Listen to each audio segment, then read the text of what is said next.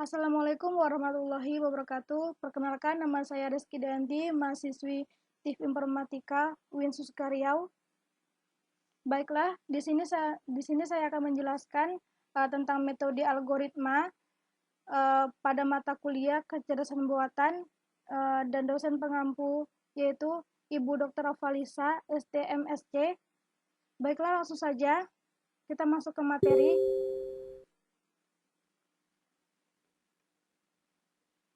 Yang pertama ada definisi algoritma genetika. Algoritma genetika adalah algoritma yang memanfaatkan proses seleksi alamiah yang dikenal dengan proses evolusi. Dan yang kedua itu dalam proses evolusi, individu secara terus-menerus mengalami perubahan gen untuk menyesuaikan dengan lingkungan hidupnya. Hanya individu-individu yang kuat yang mampu bertahan. Dan yang ketiga itu adalah proses seleksi alamiah ini melibatkan perubahan gen yang terjadi pada individu melalui proses perkembangan biaknya. Dalam algoritma genetika ini, proses berkembang biak ini menjadi proses dasar yang menjadi perhatian utama dengan dasar berpikir bagaimana mendapatkan keturunan yang lebih baik.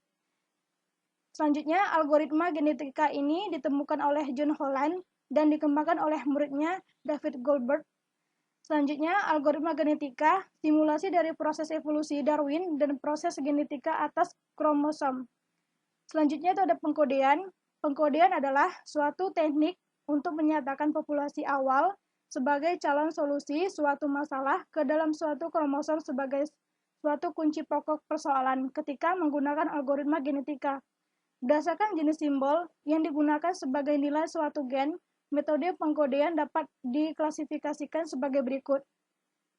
Pengkodean biner, bilangan real, bilangan bulat, dan struktur data.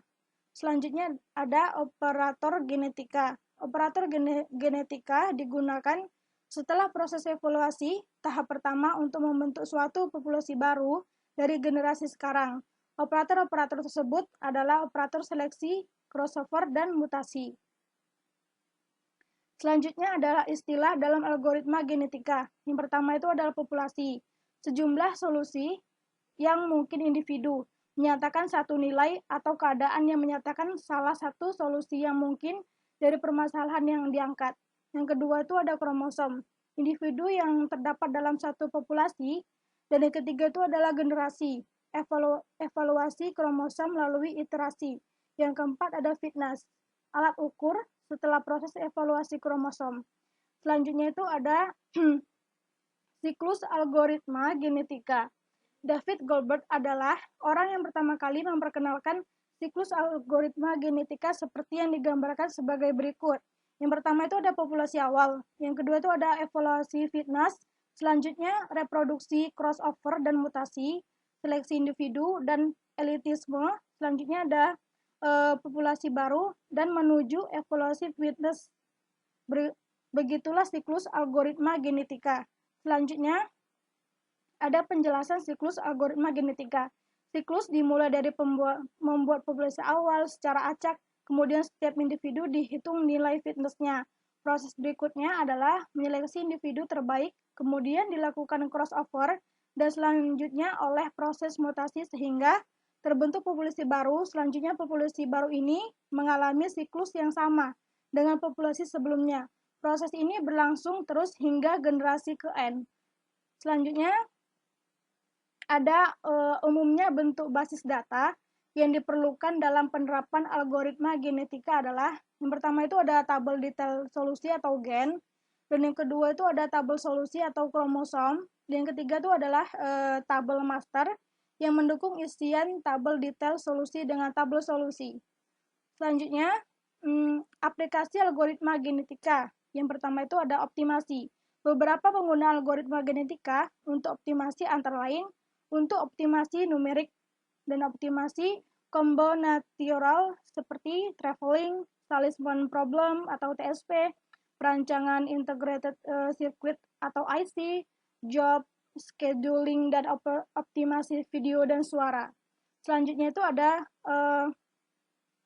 machine learning. Algoritma genetika juga telah berhasil diaplikasikan untuk memprediksi struktur protein. Algoritma genetika juga berhasil diaplikasikan dalam perancangan neural networks atau jaringan saraf tiruan untuk melakukan proses evaluasi terhadap aturan-aturan pada learning classifier system atau symbolic production system dan dapat digunakan untuk mengontrol robot. Selanjutnya ini ada model sistem imunisasi.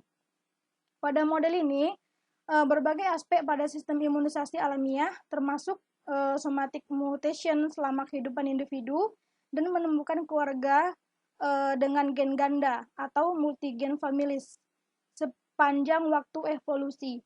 Dan yang selanjutnya itu ada model ekologis, memodelkan fenomena ekologis seperti host parasit, evolution, simbiosis, dan aliran sumber di dalam ekologi. Selanjutnya itu adalah model ekonomi. Dalam bidang ekonomi, algoritma genetika digunakan untuk memodelkan proses-proses inovasi dan pembangunan bidang strategis.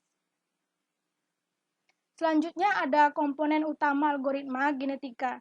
Yang pertama itu ada teknik encoding atau decoding gen dari individu, yaitu membangkitkan populasi awal secara random dengan terlebih dahulu menentukan jalan jumlah individu dalam populasi tersebut.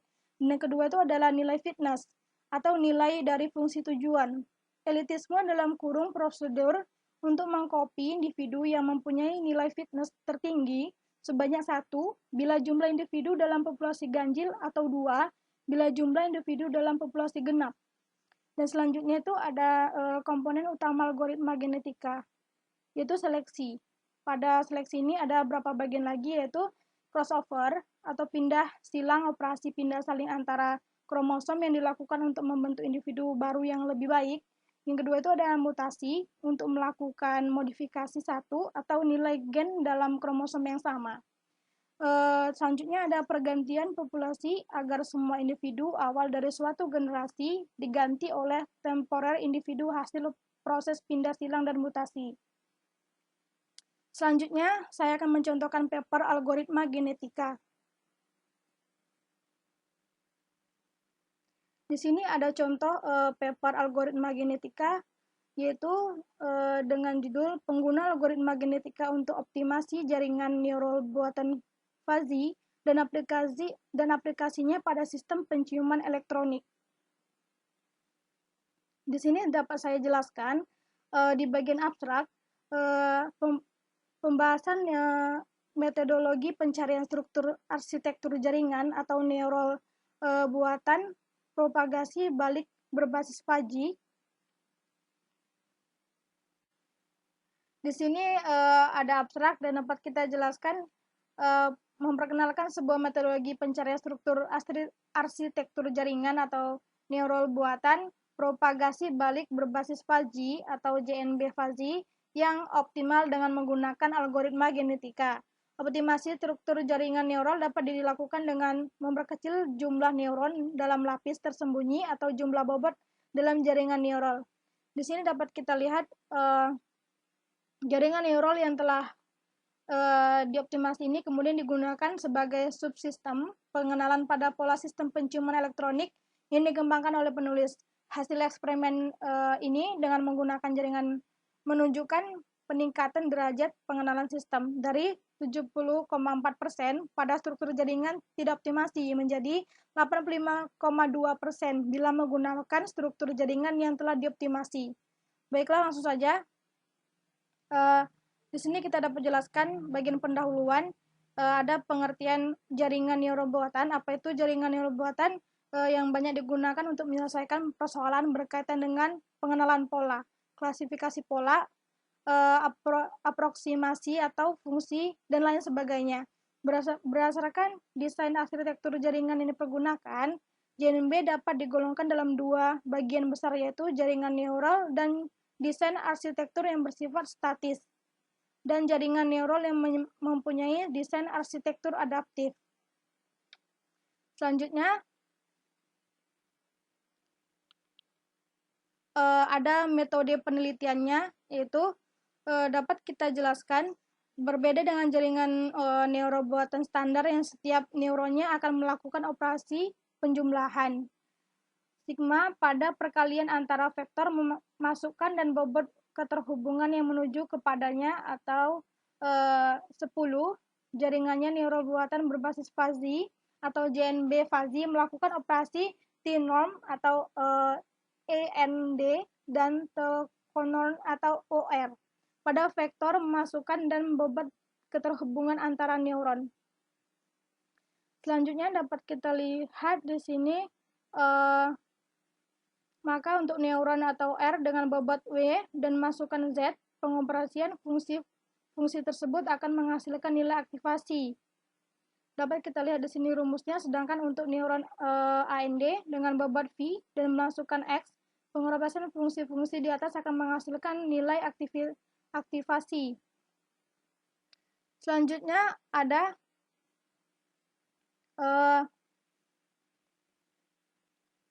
dapat kita lihat, perhatikan bahwa untuk JNB fazi, perhitungan ini dilakukan terhadap turunan fungsi min dan fungsi max terhadap bobot. Akan tetapi, karena turunan fungsi-fungsi tersebut ternyata tidak linier, maka kemudian dipergunakan formula Lukasiewicz 12 atau 13 yang mampu membuat penyederhanaan turunan fungsi-fungsi tersebut menjadi, dapat kita lihat rumus di bawah ini. Selanjutnya di sini ada penerapan GA dilakukan dengan terlebih dahulu melakukan pengkodian permasalahan dan mendefinisikan fungsi objektif, dan dapat dijelaskan sebagai berikut. Yang pertama itu ada pengkodean yang dilakukan terhadap seluruh bobot yang ada pada jaringan yang menjadi parameter. Ini sudah kita jelaskan di bagian PPT yang sudah kita tampilkan tadi. Selanjutnya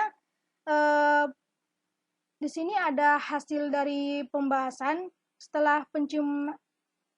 Dapat kita jelaskan, sistem penciuman elektronik yang dipergunakan di sini adalah sistem yang dikembangkan di Laboratorium Kecerdasan Komputasional Fakultas Ilmu Komputer Universitas Indonesia. Sistem terdiri dari subsistem sensor, subsistem perangkat keras berupa pencacah frekuensi beserta piranti antarmuka, dan subsistem perangkat lunak sebagai pengklasifikasi pola berupa program jaringan neurobuatan. Baiklah, tujuan kedua adalah untuk mengetahui kemampuan sistem dan menggolongkan. Di sini ada pada gambar skematik diagram dari metodologi yang dipergunakan dalam proses optimasi struktur jaringan neural atau neurofazi.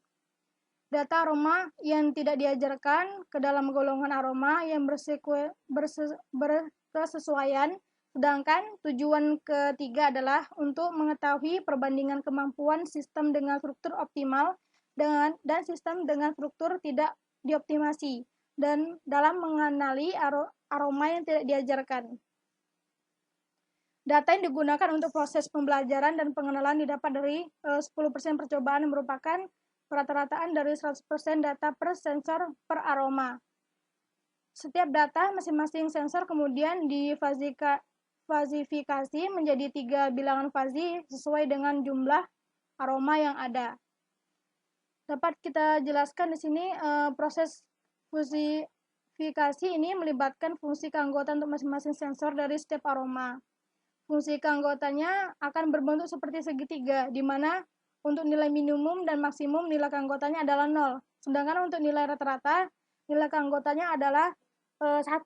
Untuk data dengan nilai selain kriteria di atas, nilai keanggotaannya dihitung dengan fungsi keanggotaan tersebut.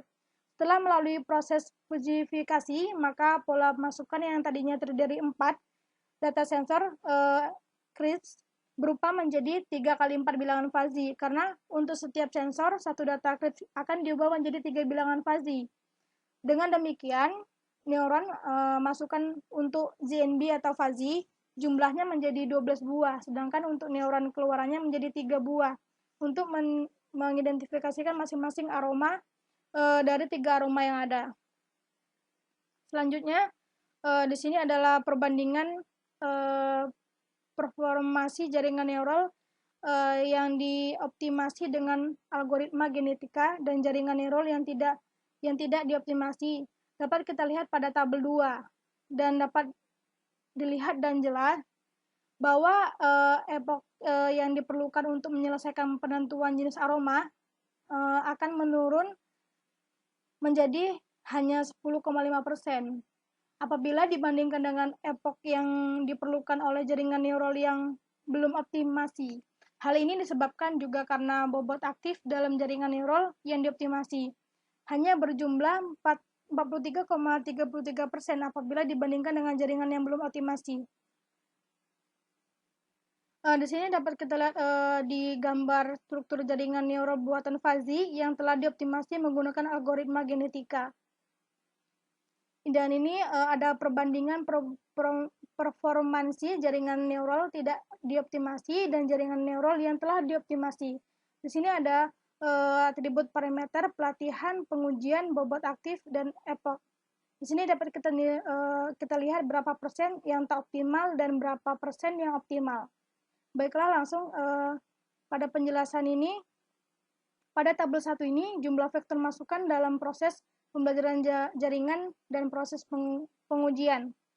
Di sini ada aroma mawar, ada aroma jeruk, dan selebihnya. Di sini ada data pelatihan dan data uji cobanya. Dapat kita lihat totalnya data pelatihan dan data uji coba.